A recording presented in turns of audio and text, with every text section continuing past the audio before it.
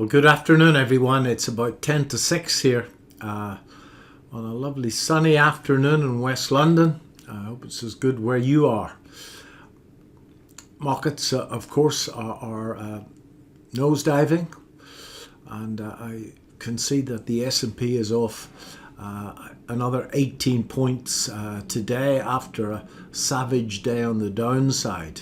Well, we thought we were in a mega oversold situation a few days ago, but nothing like what it is at the moment, where we've got 348 companies in the US on a buy recommendation and 5,500 on a sell recommendation. The buy-sell ratio 0.06. The only thing that's showing any sign of life, of course, is oil, and oil's up a little bit today. I have one single position in the US market, which is ExxonMobil, and it's up a tad today after shedding a little bit last week. So the buy-sell ratio at 0.06, MTI at 0.43. All of the measures of the trend on VectorVest are down, and it would be foolish to try and catch a bottom here. Top and bottom pickers become cotton pickers, somebody once told me. So let's have a look at the VectorVest composite. There we are. Market came back up to that old low. It always looks easy in hindsight, I know. And that was that consolidation that we had for the better part of, well, all of last week, bit of the week before, until last Thursday night. Very late in the session, it broke out of that particular range with about an hour to go. I missed the actual move. It was 8:30 here at night, or 8:15, and I just wasn't focused at that stage. And as you can see, based on the inflation number plus other things that are worrying markets around the world, well, what else is to worry about? Lots to worry about. Inflation at 40-year highs. Is there a global food crisis in the offing? And of course, we've got this war which could escalate very easily indeed. Remember that escalates to a NATO country in Eastern Europe, then we are by treaty bound to bail them out. So there's an awful lot of headwinds.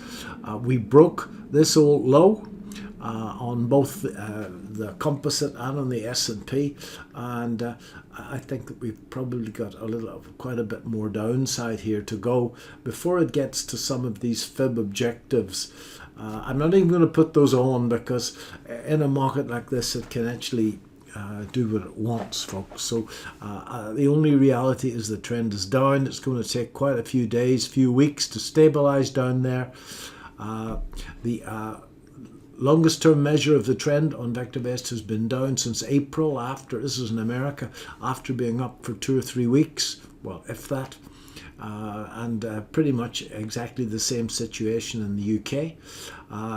The medium term measure of the trend, the DEW, in both the UK and the US, give a full signal. I've spoken to everybody about this, folks.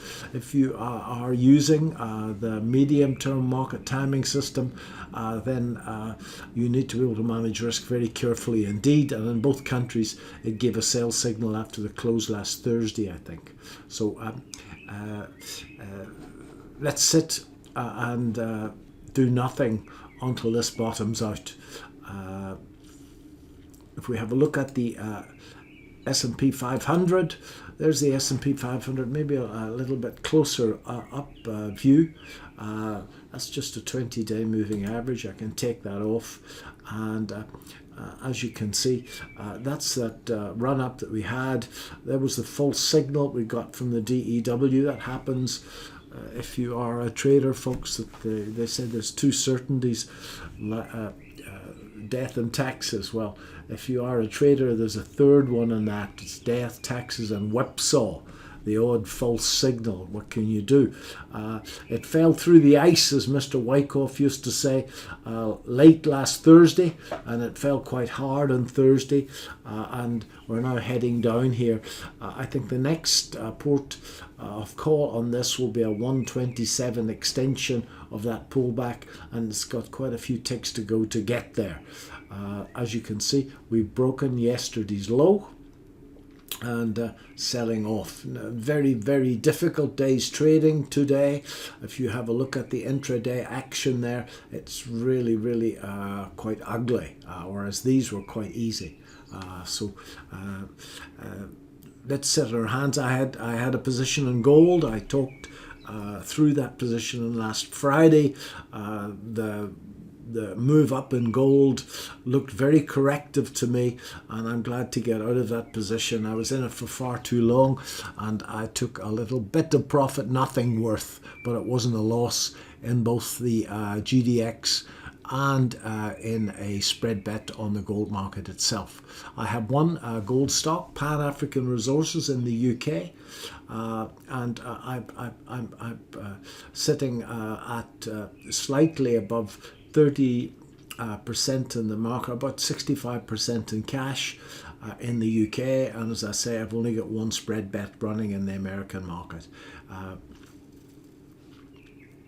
Doing nothing is much, much more difficult than it would seem. Just remember that this market will turn, and it will turn when we least expect it. So let's keep our powder dry until then. Thanks very much.